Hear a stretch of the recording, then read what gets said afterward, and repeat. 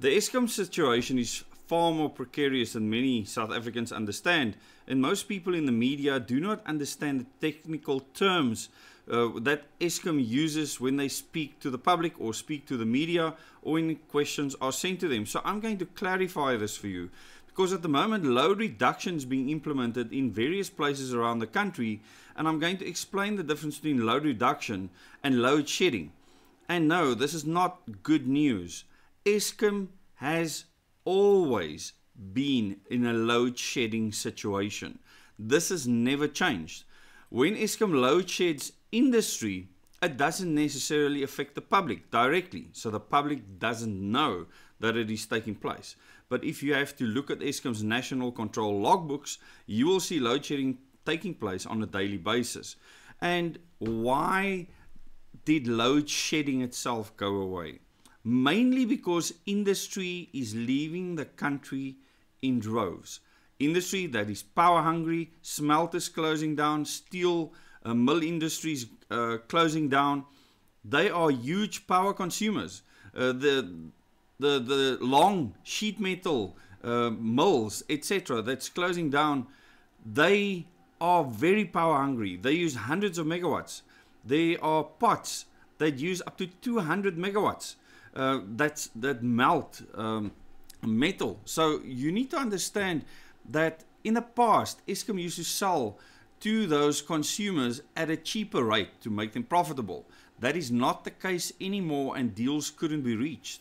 And this has forced these steel industries as well as the smelters to close shop and leave the country, and they're not sure if this is going to be indefinite or not. So these pots can't just be left just like that. If they solidify, it is tickets.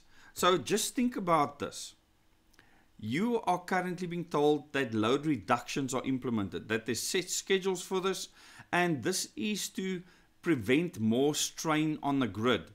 Now, load reduction and load shedding that is on the schedule is exactly the same thing, but for different reasons.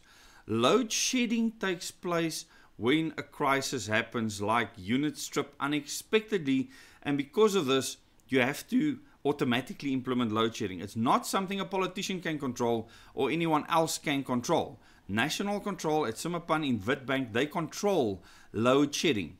This is when something happens that's unannounced. Units that trip, that drop the frequency on the grid, to keep that frequency at 50 hertz, you need to make sure that you drop load, and load shedding does exactly that and saves the grid from collapse. So it's a saving thing. When it comes to load reduction, what Eskom does is it decides beforehand, before we get to load shedding and problems, that we actually reduce the load to make sure beforehand that we can meet demand. And if load reduction becomes the new normal in South Africa, we are in for a tough ride, because it means exactly the same thing. And in this article in Citizen, it says Eskom load reductions areas affected in Cape Town this week. And then it speaks of several areas across Cape Town will experience power outages this week due to Eskom's planned load reduction program. So it looks the same as load shedding.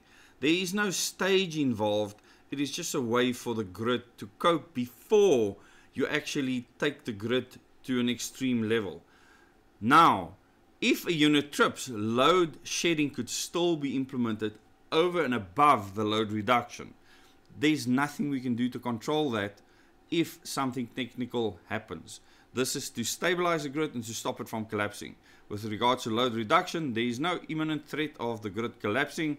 The frequency is normal. All we are doing is we have decided to do load reductions in areas so that we can meet the supply.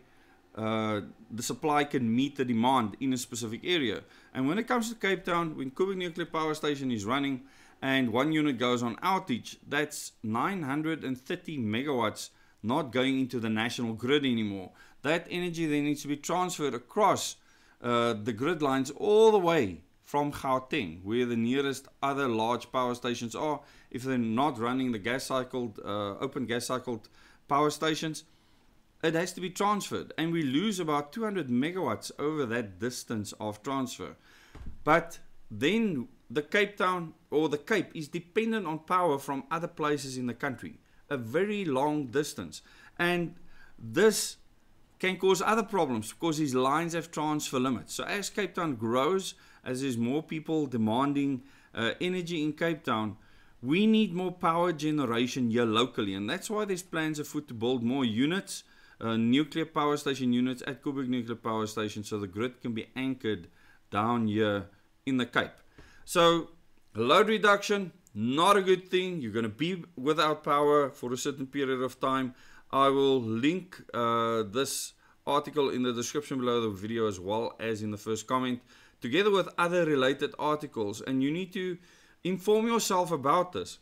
Eskom has never been in a fairy tale situation. People have been without load shedding now for a long period of time, and now they are getting used to something new: load reduction. Very much the same thing, just not a crisis. The bottom line is our industry is tanking, and Eskom has been saying from load shedding for the public because of this. Because we're losing industry, because our economy is tanking, Eskom has less electricity to supply. Our peak load demand is coming down all the time, and this has made Eskom look better than the real situation for the country. If you want more information like this in future, please do subscribe to this channel.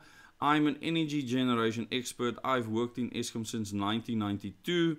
I've been on many projects since I resigned, and the last project I was in was on the steam generator replacement on Koeberg Nuclear Power Station, where I was a project manager and worked with teams of people, very experienced people in the nuclear industry, to extend the life of Koeberg by another 20 years, something we desperately needed. We were successful. Both units got extension licenses, and hopefully in the near future we will be able to build 2 more units so that the Cape can be more energy independent. The other thing that it'll do is stabilize the grid down in Cape Town.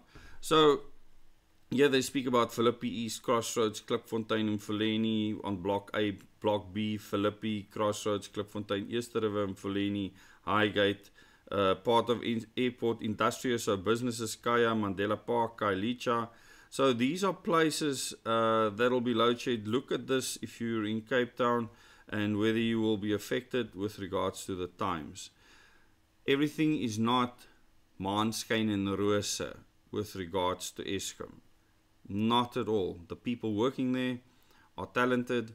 The people are very capable. They are working under bad conditions. They're working with the government with policy that doesn't help electricity generation on a large scale grid. Thanks so much for watching this video, and remember, stay free.